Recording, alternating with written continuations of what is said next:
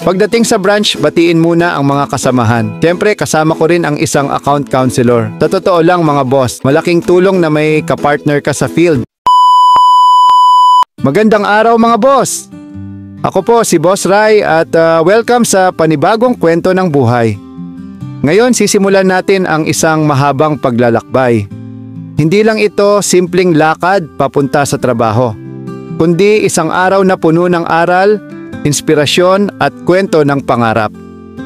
Alam nyo, sa bawat paggising ko sa umaga, lagi kong tinatanong ang sarili ko, para kanino ba ako babangon? Para kanino ba ako magsusumikap? At bawat sagot ko ay isa lang, para sa pamilya ko, para sa mga customer ko, at para sa sarili kong pangarap. Kasi sa totoo lang mga boss, hindi madali ang buhay ng isang marketing assistant. Hindi ito laging komportable, hindi ito laging madali. Pero ang bawat hakbang papunta sa branch ay may kasamang pag-asa. Unang-una, kape muna bago lahat. Alam nyo naman, hindi kompleto ang umaga kung walang kape. Habang umuusok ang tasa, iniisip ko na ang buong araw. Iniisip ko kung sino-sino kaya ang makakasalamuha ko. May bagong customer kaya napapasok? May walk-in kaya na nangangarap bumili ng motor? Mga boss, bawat customer na pumapasok, may kanya-kanyang dahilan. May iba na gusto lang makasakay papunta sa trabaho. May iba na para sa anak nila, para hindi mahirapan sa biyahe, papuntang eskwela. May iba naman pangarap talaga. At ako, trabaho ko para gawing totoo ang pangarap na yon. Ngayon, ready na. Bit-bit ang bag, dala ang lakas ng loob, sabay sakay sa motor. Ang bawat andar ng makina ay parang paalala na, Rai, may mission ka ngayong araw. At habang binabagtas ko ang kalsada papunta sa bayan, ramdam ko yung presensya ng hangin.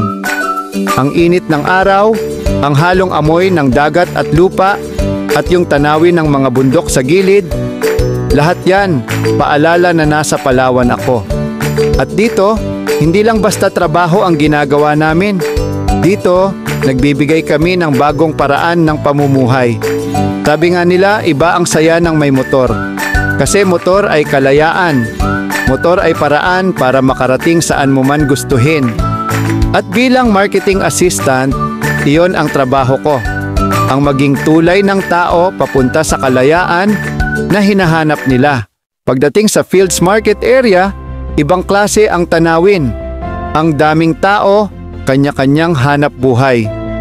May naglalako ng gulay, may nag-aalok ng isda, at may mga mamimiling nagmamadali. Dito mo makikita ang totoong laban ng buhay. At minsan mapapaisip ka, kung sila nga nagsusumikap araw-araw, ako pa kaya? Nakakabilib yung mga tao dito. Simpleng buhay pero masaya. Walang reklamo, walang arte, trabaho lang. At doon ko rin nare-realize na ang trabaho ko bilang marketing assistant ay hindi malayo sa kanila. Pare-pareho kaming nagsusumikap. Ang kaibahan lang, ako ang nag-aalok ng produkto na makakatulong para mas gumaan ang buhay nila. Pagdating sa branch, batiin muna ang mga kasamahan. Siyempre, kasama ko rin ang isang account counselor. Sa totoo lang mga boss, malaking tulong na may kapartner ka sa field. Kasi sa trabaho naming ito, hindi ka pwedeng mag-isa. Teamwork ang susi. Habang ako ang gumagawa ng paraan para makaengganyo ng customer, siya naman ang tumutulong sa mga proseso. Para bang isa kaming combo na kumikilos para sa iisang layunin, mapasaya ang customer. At ito rin ang gusto kong ipaalala sa mga manonood. Kung sa trabaho, sa negosyo, o kahit sa personal na buhay, walang tagumpay na solo. Laging may kasama, laging may suporta, at laging may nagtutulungan. Doon nagiging buo ang kwento. Mga boss, ganito nagsisimula ang araw ko. Simple lang.